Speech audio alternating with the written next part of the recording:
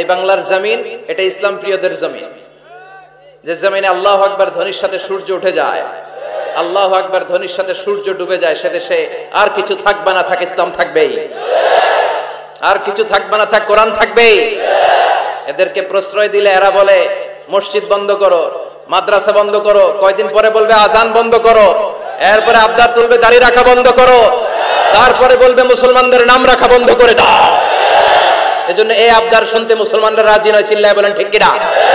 এদেরকে প্রতিহত করতে রাজি আছে মুসলমান? কারা কারা রাজি? দুহা উঁচু করে আল্লাহর দেখা।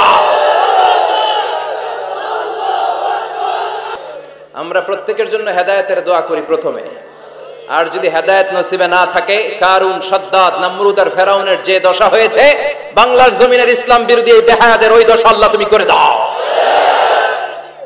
ইসলাম হচ্ছে শান্তির ধর্ম। আমরা সব সময় সাম্প্রদায়িক সম্প্রীতি, ভালোবাসা এটাতে বিশ্বাসী। হিন্দুরা ঢোল বাজায়, আমরা কিছু বলি না। আমরা তাফসীর মাহফিল করি, ওদের যারা ভদ্র তারাও কিছু বলে না, ঠিক কিনা? এই ইসলাম বিরোধীরা এরাই হিন্দু মুসলমানদের মধ্যে যে সম্প্রীতি এটাকে নষ্ট করতে চায়। কিছুদিন পর পর এরকম কিছু আবাল আর উল্লুক্কা পাঠার আগমন ঘটে। তাই এগুলোর হেদায়েত দাও, হেদায়েত নসিবে না থাকলে হালাক করে দাও। সব সময় আমাদেরকে তুমি ইসলামের পক্ষে থাকার তৌফিক দান করো।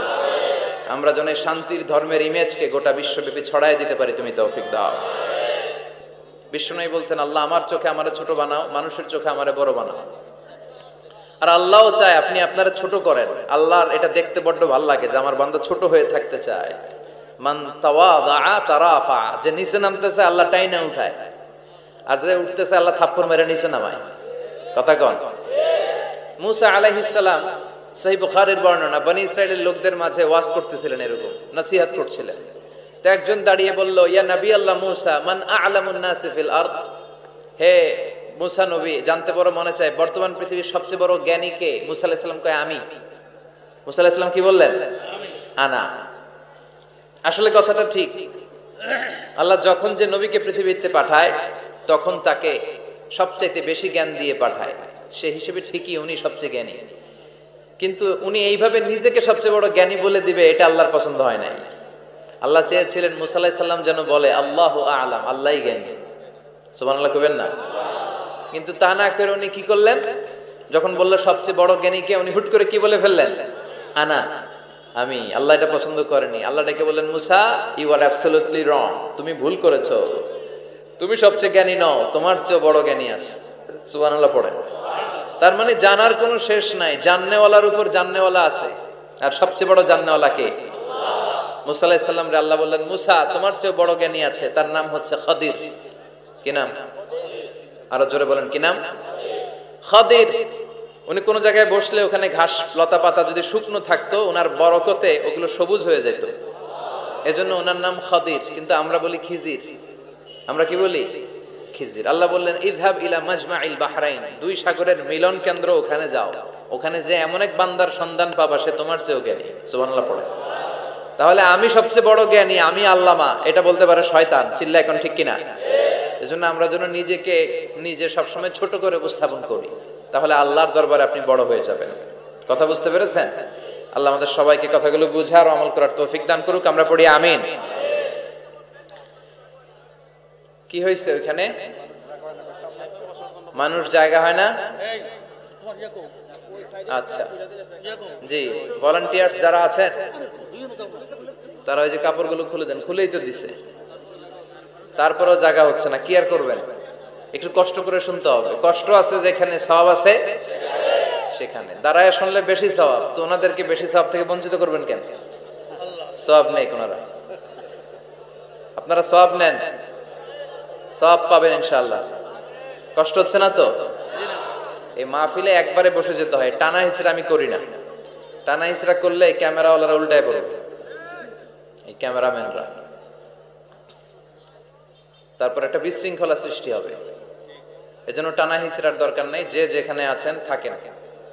আবহাওয়াটা খুব সুন্দর আবহাওয়া, গরমও না ঠান্ডাও না। কি বলেন? আলহামদুলিল্লাহ পড়ি।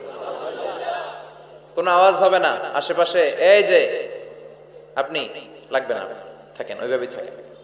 যে যেখানে আছি ওইভাবে থাকি, কোনো আওয়াজ হবে না।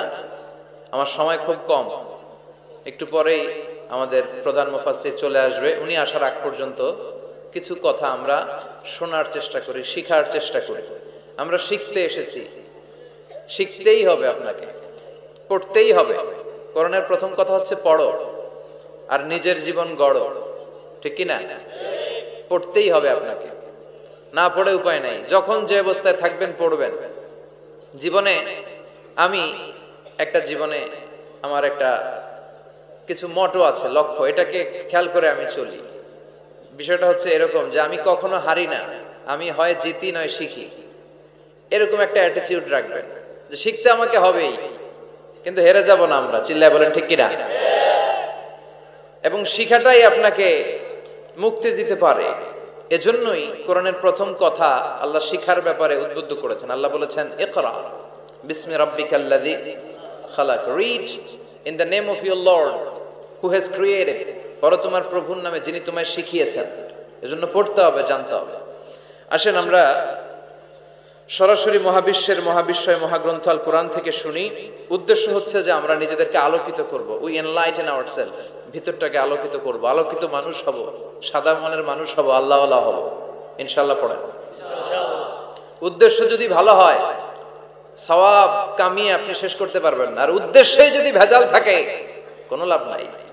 হাবা মানসুরা, সব শেষ। এগুলারে উঠাইলে, মিজানের পাল্লায় উঠালে কোনো ধরনের ওজন হবে না। আজকের এই তাফসীর মাহফিলে আমরা এসেছি শিখার জন্য আর একজনকে খুশি করার জন্য। তিনি কে? আল্লাহ তুমি কবুল করো। আমি আপনাদের খেদমতে সূরাতু আদ-দুহা তেলাওয়াত করেছি। এই সূরাটা মুখস্থ আছে না অনেকের? কমন একটা সূরা, প্রায় আমরা সালাতে পড়ি, মক্তবেই তো এগুলো শিখে ফেলছে, ঠিক কি না? তো এই যে সূরাটা খুব বেশি পড়া হয়, খুব বেশি শোনা হয়, আসলে এই সূরায় আল্লাহ কি শিক্ষা কর্মসূচি আমাদেরকে দিলেন জানার দরকার আছে না নাই? আসেন আজকের এই চমৎকার রজনীতে আমরা সূরাতুদ দুহার আলোকে কিছু কথা শুনি।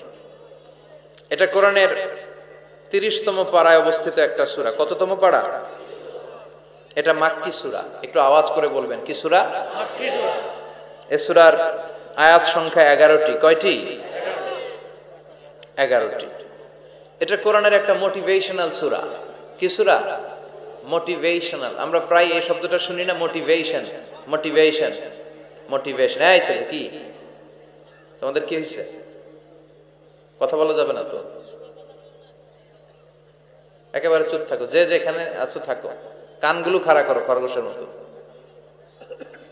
কোনো আওয়াজ হবে না, একেবারে চুপ।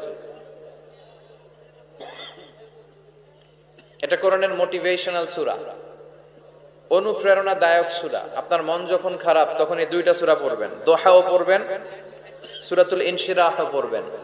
ইযা ইশতাদ্দাত বিকাল বালওয়া ফাফাক্কির ফি আলাম নাশরাহ ফাইন্নাল উসরা বাইনাল ইসরাইনি ইযা ফাক্কারতাহু ফাফরাহ।